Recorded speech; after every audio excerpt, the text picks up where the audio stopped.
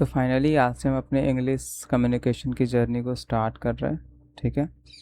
इसमें हम देखेंगे कि हम इंग्लिश लैंग्वेज को बेहतर कैसे कर सकते हैं। इंग्लिश लैंग्वेज को बेहतर करने से मेरा मतलब ये है कि हम इंग्लिश में कम्युनिकेट कर पाए। ठीक है। हम अपनी राइटिंग को सुधार पाए। ठीक है। बिकॉज राइटिंग और कम्युनिकेशन से पहले भी बहुत कुछ आती है जिसको हम इस सीरीज़ में कवर करने वाला है। ठीक है। हमारा इस सीरीज़ का एंड गोल ये होना है कि हम लैंग्वेज में कंफर्टेबिलिटी हासिल कर सकें। ठीक है। जैसे अभी मैं हिंदी में बोल रहा हूँ। ठीक है। तो हिंदी में बोलने के लिए मुझे कुछ एक्स्ट्रा एफर्ट्स नहीं लगाने पड़ रहे हैं। आप समझ रहे हो मैं क्या कह रहा हूँ। जैसे अभी आप जैसे इवन दो आपके पास बहुत सारी ग्रामेटिकल नॉलेज हो भी सकती है और मे बी नहीं भी हो सकती है, but at the end of the day आप चाहते क्या हो, दैट रियली मैटर्स। ठीक है। आप जो चाहते हो अगर आपको मिल रहा है देन इट इज़ गुड। जैसे आपके पास बहुत सारी ग्रामेटिकल नॉलेज है एंड हैविंग सेड दैट, इसके बावजूद आप कम्युनिकेट नहीं कर पाते हो या फिर अपनी जब आप लिख नहीं पाते और आपको भी पता है कि मेरी उस लैंग्वेज में एक अच्छी कमांड नहीं है। इवन दो मैं शुरू से सीबीएसई बोर्ड से भी पढ़ा या फिर कहीं से भी पढ़े हो, it doesn't matter. Because language को सीखना कोई ऐसा नहीं है कि आपको कोई सिखा देगा। ठीक है। लैंग्वेज को आपको खुद ही सीखना पड़ेगा। That is what I will also discuss in the first lecture. जैसे आप यहाँ पे देख सकते हो, there is nothing outside that can teach you a language, so for this there will be no syllabus at all. तो ये जो आपको यहाँ पे जो पीडीएफ दिख रही है, this is not a kind of syllabus at all. ठीक है। यहाँ पे देखो मैंने एक स्ट्राइक थ्रू कर रखा है और यहाँ पे मैंने इसको हेल्प गाइड कर रखा है। तो बेसिकली ये चीज़ ये बताने के लिए है कि एक लैंग्वेज का सिलेबस नहीं हो सकता। ठीक है। सिलेबस सब्जेक्ट का होता है क्योंकि सब्जेक्ट एक लॉजिकल चीज़ है। आप उसको लॉजिक लगा करके समझ सकते हो, लॉजिक लगा करके आप उसको इंटरप्रेट कर सकते हो, लेकिन language is something different from a subject. ठीक है। One thing that you must ask your self कि डू यू रियली नो कि what is the difference between a subject and a language, because yes, there is a difference between a subject and a language. So do you know that the difference? अगर आप वो difference जानते हो तो आप इस चीज़ का मतलब समझ सकते हो कि आप इस चीज़ का मतलब भी जानते हो, क्योंकि why I am saying that कि there is nobody outside that can teach you a language. Even though कि मैं भी ये गारंटी नहीं लेता और मैं भी आपको ये झूठा दावा नहीं करूँगा कि मैं आपको इंग्लिश सिखा दूँगा, नहीं। न मैंने किसी से इंग्लिश सीखी है, न आप किसी से इंग्लिश सीखोगे। चाहे जैसे आप अपनी मदर टंग की बात करो, आप खुद बताओ। जैसे आप जो भी मदर टंग बोलते हैं, आपकी जो भी मातृभाषा हो, हिंदी हो, गुजराती हो, बंगाली है, what ever your mother languages, क्या वो मदर लैंग्वेज आप ये कह सकते हैं कि आपको इस व्यक्ति ने सिखाई है? आप हिंदी बोलते हो, चलो ये बताओ आपको हिंदी बोलना किसने सिखाया? आपके पास do you have a proper answer? No, the answer is no.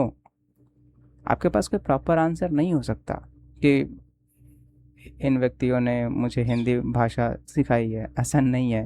And you also know that. ठीक है। So what I will deliver you कि ये जो चीज़ें हैं, एक लैंग्वेज को सीखने में जो हर्डल्स आते हैं वो मैं आपको दे सकता हूँ, इससे ज़्यादा कुछ नहीं दे सकता। ठीक है।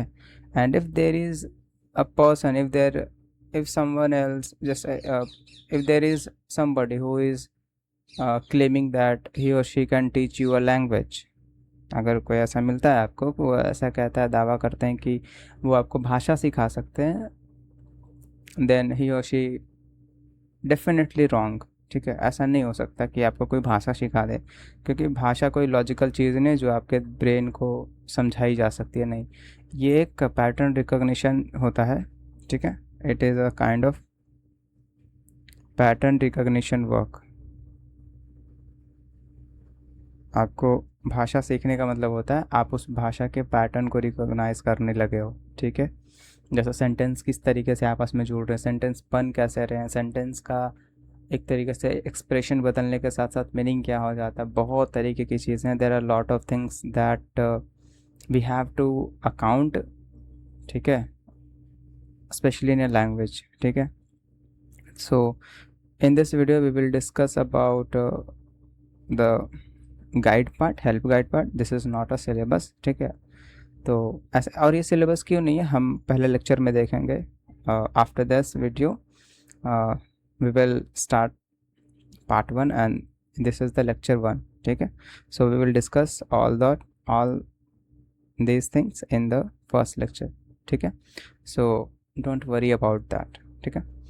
तो स्टार्ट करने से पहले one thing that I also want to share with you guys कि इंग्लिश लैंग्वेज को सीखना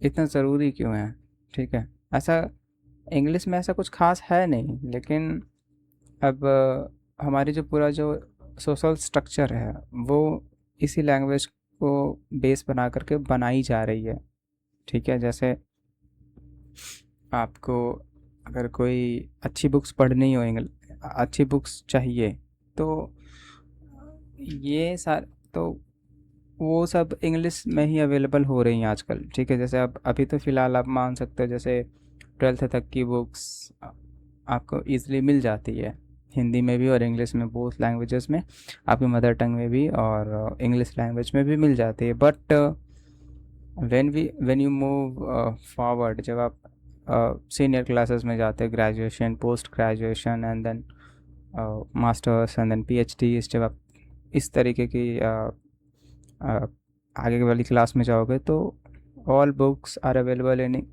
only one language and that is English. So और आपने भी बहुत सारी स्ट्रगल करी होगी इस लैंग्वेज को लेकर के, तो मेरी कोशिश यही रहेगी कि आपको आपके सवालों के जवाब दे दूँ। जैसे क्या है जो आपको एक भाषा सीखने से रोकता है, ये सिर्फ इंग्लिश की बात नहीं है, ये सारी लैंग्वेजेस की बात है, ठीक है। आप कोई भी लैंग्वेज सीखो, जो प्रॉब्लम आप इंग्लिश लैंग्वेज को सीखने में फ़ेस करते हो वही आप अदर लैंग्वेज को सीखने में भी फ़ेस करोगे। तो ऐसा नहीं है कि जो प्रॉब्लम्स आप अभी फ़ेस कर रहे हो, जैसे ग्रामर पढ़ लेते हो, बहुत सारी चीज़ें कर लेते हो, and then at the end आपको रिज़ल्ट नहीं मिलते, माने आप खुद जानते हो कि आपकी इंग्लिश में कंफर्टेबिलिटी कम है, ठीक है। सो वही कंफर्टेबिलिटी कैसे आए, यही हमारा पूरा एक मेरा पूरा एक पर्पस रहेगा and I will do my best, ठीक है। सो चलिए इसको थोड़ा सा डिस्कस कर लेते हैं कि हम इसमें क्या क्या करने वाले हैं। मैंने इसे 5 पार्ट्स में डिवाइड कर रखा है। First is foundation and then applied grammar. Foundation means हम पहले हम लैंग्वेज को समझेंगे कि लैंग्वेज क्या होती है, और बहुत सारी चीज़ें लैंग्वेज के बारे में जो जुड़ी हुई और भी चीज़ें होती है जो हमें समझना चाहिए लैंग्वेज को सीखते समय, और हमें वो सारी बातें जब हम ध्यान में रखेंगे तो लैंग्वेज को सीखना काफ़ी आसान हो जाता है, ठीक है।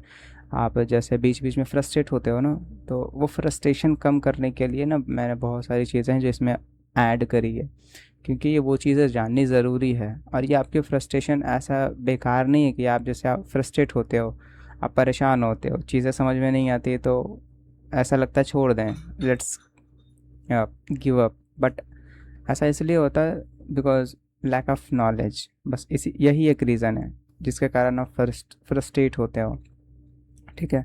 तो उस चीज़ को ओवरकम करने के लिए मैंने इसमें अपने पर्सनल भी जो जो मुझे लगता है कि ये जानना ज़रूरी है, ठीक है।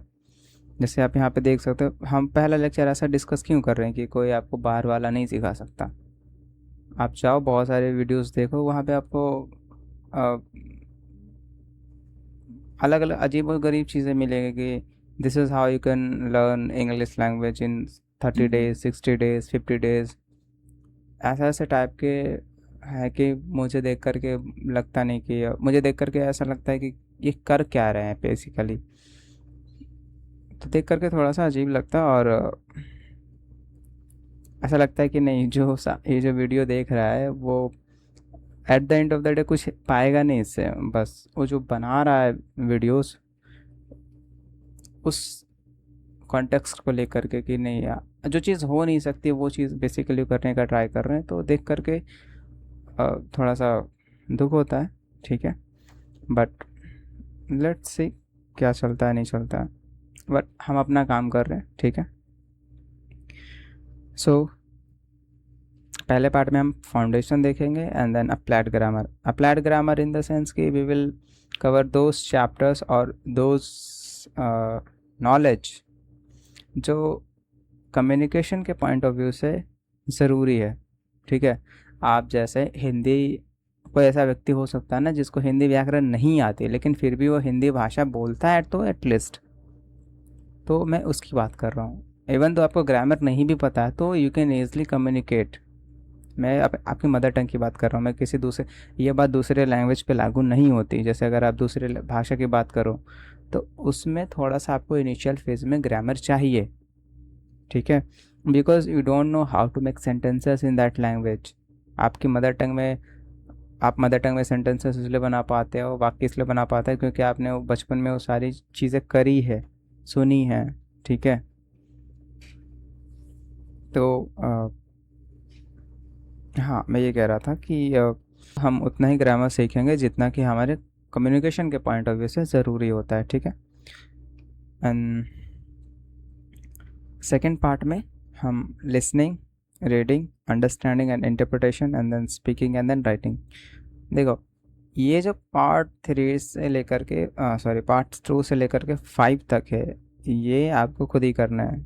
ठीक है, मैं इसमें आपको बस थोड़ी सी हेल्प दे सकता हूँ कि कैसे करना है, बट लेकिन अगर आपको रियली में एक भाषा पे कमांड चाहिए तो आपको ये करना पड़ेगा, आपको सुनना पड़ेगा वो भाषा। ठीक है, वो जो साउंड्स होते हैं लैंग्वेजेस के, जैसे आप अगर आप सुनोगे नहीं तो आपका ब्रेन कंफर्टेबल नहीं हो पाएगा। ठीक है, हम जैसे यहाँ पे एक चैप्टर है आई versus human brain.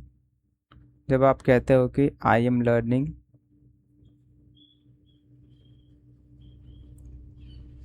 English language, कुछ भी वट एवर, तो यहाँ पे आप क्या कहते हो कि मैं सीख रहा हूँ ना, तो ये स्टेटमेंट अपने आप में कॉन्ट्राडिक्टरी है। कॉन्ट्राडिक्टरी का मतलब विरोधाभास है। आप इंग्लिश नहीं सीखते हो, जैसे अभी मैं हिंदी बोल रहा हूँ तो हिंदी मैं नहीं बोल रहा, आपको अजीब लगेगा एट फर्स्ट सेंस कि आपको ये चीज़ें बातें अजीब पहले लग सकती है कि मैं इंग्लिश नहीं बोल रहा, मैं हिंदी नहीं बोल रहा, तो कौन बोल रहा है। एक्चुअली ये हमारा ब्रेन है जो भाषा सीखता है, हम नहीं सीखते। तो इसका मतलब क्या, मैं और ब्रेन अलग है? आस्क योरसेल्फ, पूछो अपने आप से कि क्या मैं, ये जो ब्रेन है ये मैं हूँ?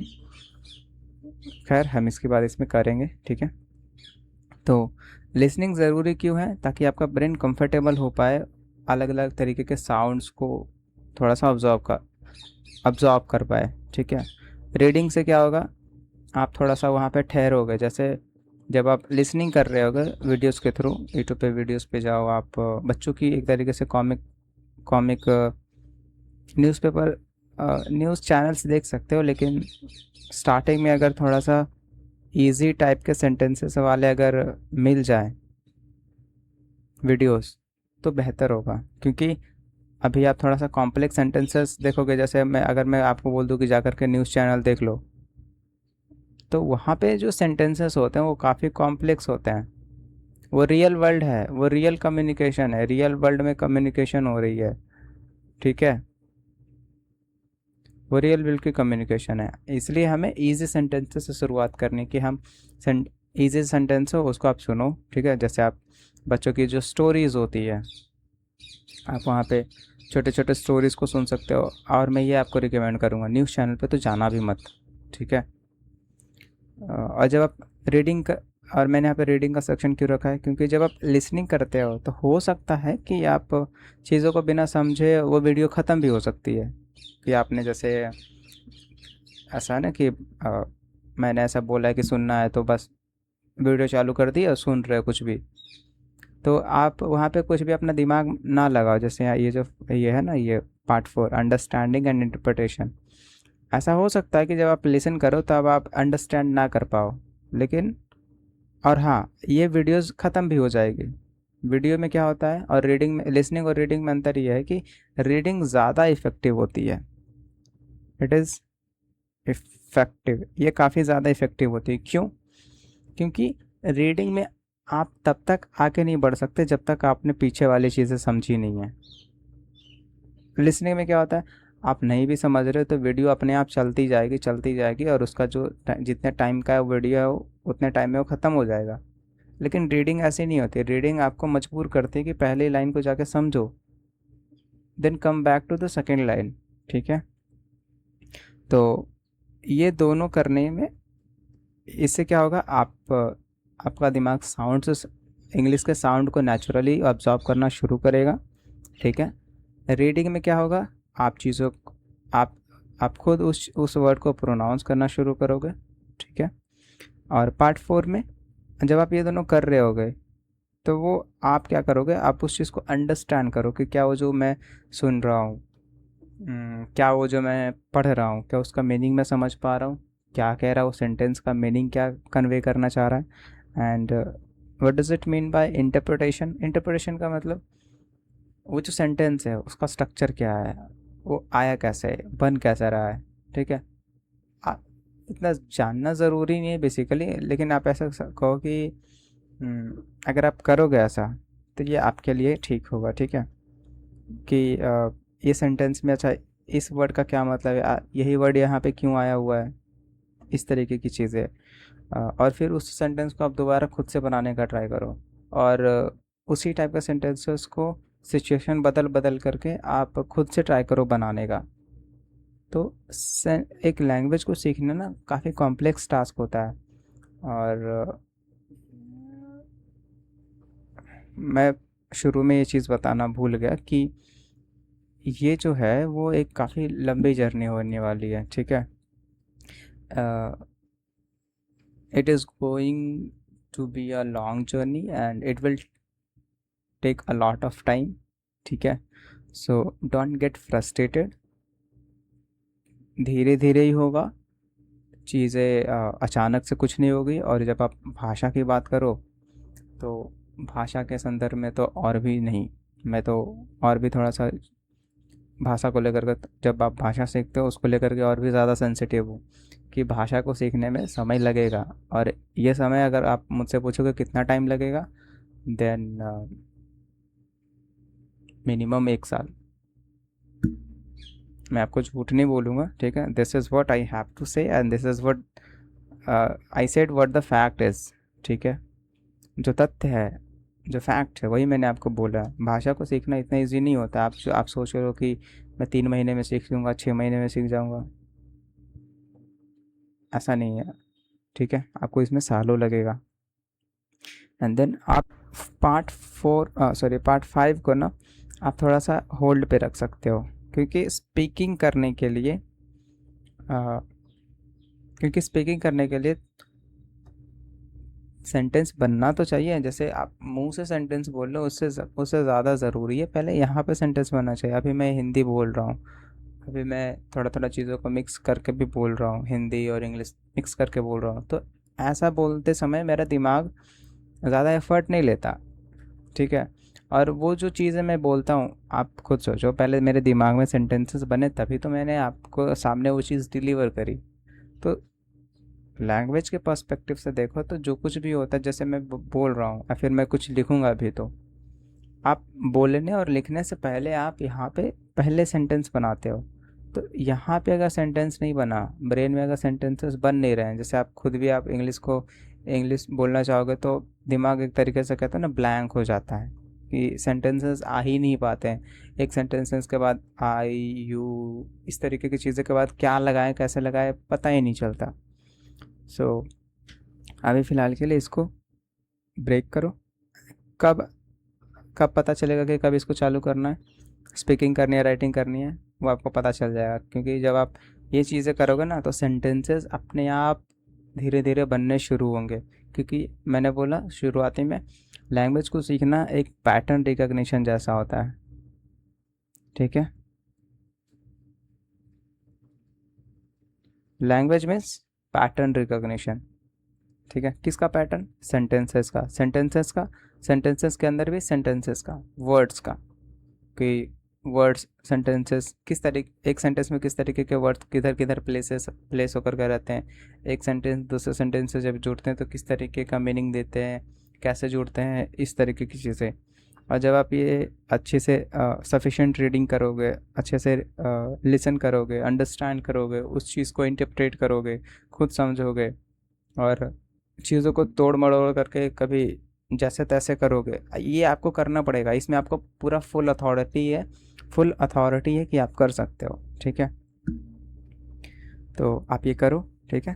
तो ये वाला पार्ट में थोड़ा सा आपका, अगर कहीं डाउट हो तो बोलो आप, you can just comment it, I will try to answer those questions are welcome always, ठीक है। आप जो क्वेश्चंस करो I will try my best to answer. So part 3 से पार्ट 5 आपकी जिम्मेदारी है, ठीक है, मेरी इसमें जिम्मेदारी नहीं है, आपको खुद ही करनी पड़ेगी, you have to do it yourself, ठीक है।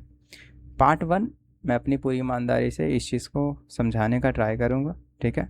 पार्ट 1 में हम फाउंडेशन देखेंगे, लैंग्वेज की basic psychology, underwood complexities, underlining concepts, कि भाषा को सीखते समय, भाषा को सीखता जैसे ग्रामर ही भाषा नहीं होती है, इसके पहले भी बहुत कुछ चीज़ें हैं जो जाननी ज़रूरी है, अदरवाइज़ आप फ्रस्ट्रेट हो गए, आपको नहीं पता चलेगा कि ये सब मेरे साथ क्यों हो रहा है, इतना सब कुछ तो पढ़ लिया लेकिन फिर भी भाषा में वो मज़ा क्यों नहीं आ रहा जो मुझे हिंदी में आता है, ठीक है। तो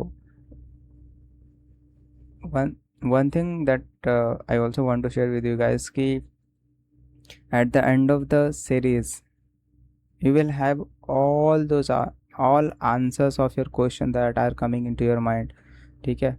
जब आप हम पार्ट 1 को फुल्ली कवर कर लेंगे तो आपके पास सारे सवालों के जवाब होंगे, ठीक है। एंड आई विश कि आपकी लैंग्वेज में कमांड अच्छी हो गई होगी उस समय, ठीक है।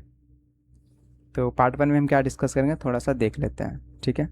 पार्ट 1 में हम तो पहले ये डिस्कस कर लिया कि कोई नहीं लैंग्वेज सिखा सकता, क्यों? क्योंकि subject and language there are a subtle difference, there is a subtle difference, ठीक है। If you know the difference then you can understand what I had said, ठीक है। And then why English, this is the fundamental question that you have to ask yourself कि why did I choose English, because there are so many languages out there, ठीक है। आपने Chinese क्यों नहीं सीखना शुरू करा?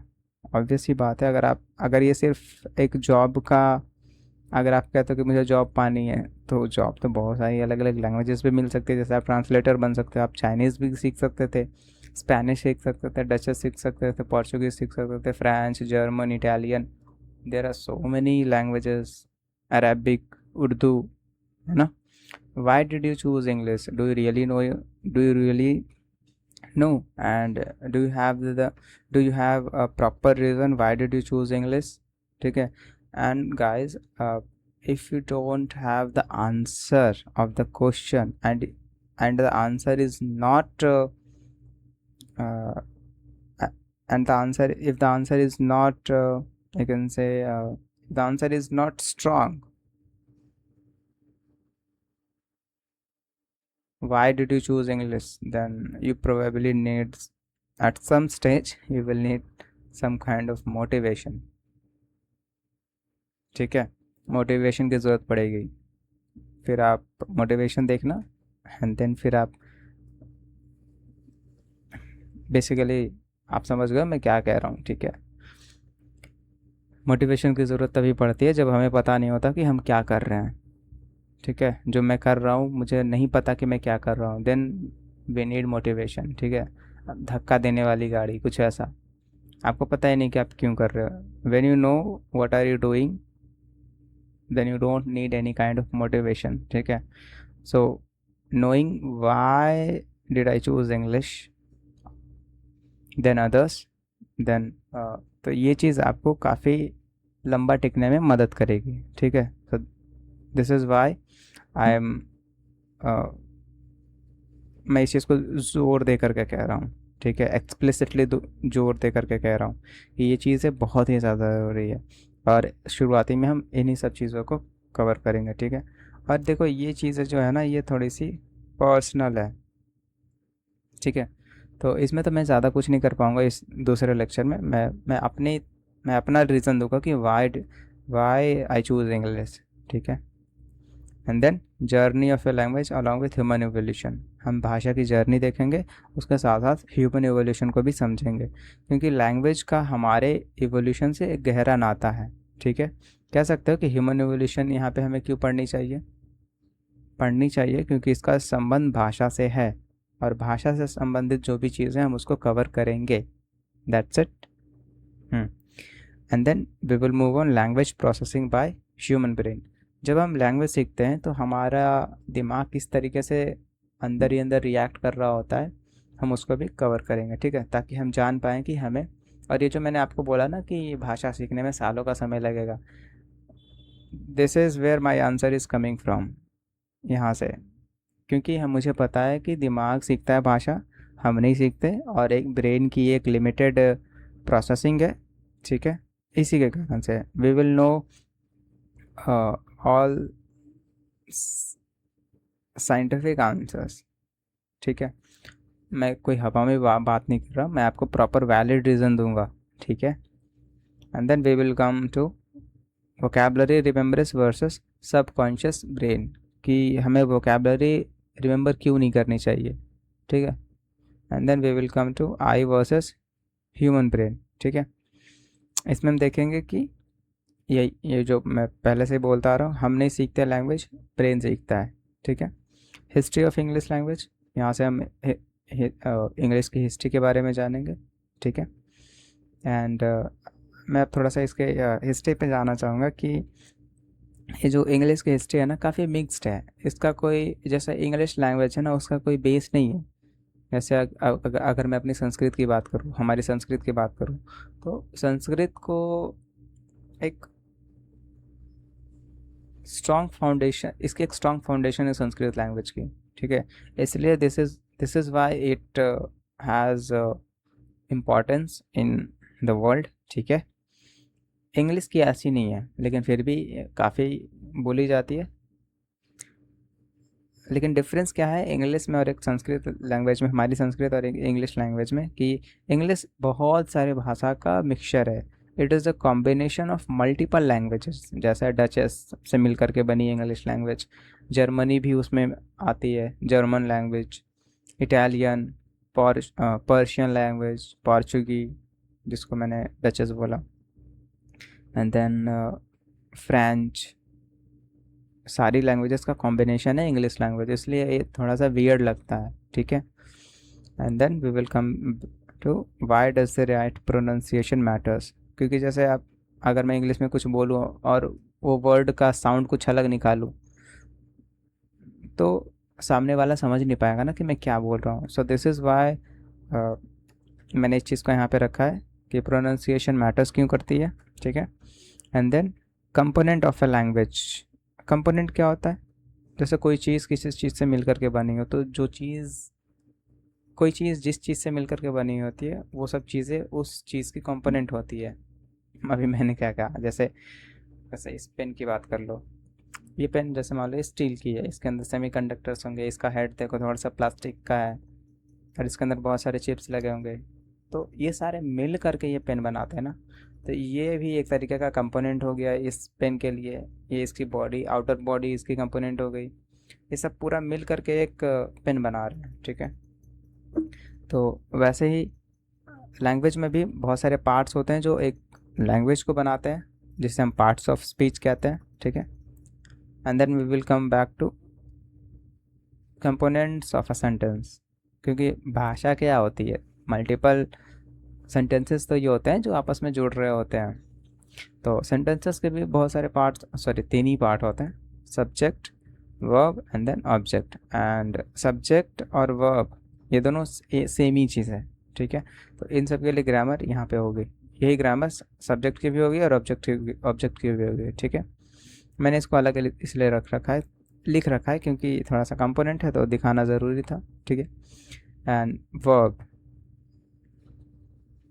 सब्जेक्ट में हम ये सारे ग्रामर टॉपिक्स डिस्कस करेंगे, और मैंने फिर बताया अप्लाइड ग्रामर, जो चीज़ें हमें कम्युनिकेशन के पर्पज से इंपॉर्टेंट होगी हम उसको डिस्कस करेंगे, ठीक है। एंड देन वर्ब में हम time and tense and then adverb, इस तरीके की चीज़ें इसमें डिस्कस करेंगे। And then we will jump to conjunction and then interjection and then modal auxiliary verbs. And what are modal auxiliary verbs? You probably know that, जैसे may I come in, could you help me, would you go there, should I do this, can I do that, etc. These all are known as modal auxiliary verbs. इसको थोड़ा short में modals या models भी कहते हैं, but इसका pronunciation, right pronunciation models होते हैं। मिसलेनियस में क्या हम कवर करने वाले? वी विल कवर दो chapters that we have left behind but they are also important, ठीक है। इसमें हम वो सारे चैप्टर्स कवर करेंगे जो इम्पॉर्टेंट तो हैं बट जिसको हमने मिस कर दिया और वो इम्पॉर्टेंट है, जैसे वॉइसेस क्या होती है, थोड़ा बहुत हम जानेंगे। फिर हमने क्या बोला, कम्युनिकेशन के पर्सपेक्टिव से जो इम्पोर्टेंट है हम उसकी उतनी ही बात करेंगे, ठीक है। क्योंकि once you get the command on that language, you can easily learn all those extra things, ठीक है। एंड देन स्पीचेस होती है, डायरेक्ट और इनडायरेक्ट स्पीचेस, और क्वेश्चन टैग्स, ठीक है। कॉम्प्रिहेंशन तो बेसिकली वो ऐसे वगैरह वो उस तरीके की चीज़ें होती है, लेकिन वो सभी हम जानेंगे, ठीक है। और क्या है जो मैं बोल रहा हूँ अभी, तो फ़िलहाल अभी ये याद है, ठीक है। And then we will move on figure of speech. Figure of speech का क्या मतलब है? जैसे पार्ट्स ऑफ स्पीच होते हैं सेंटेंस और चीज़ों को समझने के लिए, सेंटेंस बनाने के लिए, ठीक है, वैसे फिगर ऑफ स्पीच होता है सेंटेंस को ब्यूटीफाई करने के लिए। So basically what does it mean? तो इसका बेसिकली मतलब ये कि हम क्या करना चाह रहे हैं, what we are trying to achieve with this figure of speech is we are making our sentence quality higher. हम अपनी सेंटेंस की क्वालिटी को थोड़ा सा बढ़ा रहे हैं, ठीक है। So this is what all about figure of speech, ठीक है। सो फाइनली हमने चीज़ों को देखा कि हम क्या क्या इसमें कवर करने वाले हैं, ठीक है। So that is it for today's video, and if you have any query just comment it out and I will try to answer those questions, and if it is necessary then I can also make a separate video on that topic also, ठीक है। तो we will see you in the next lecture, okay।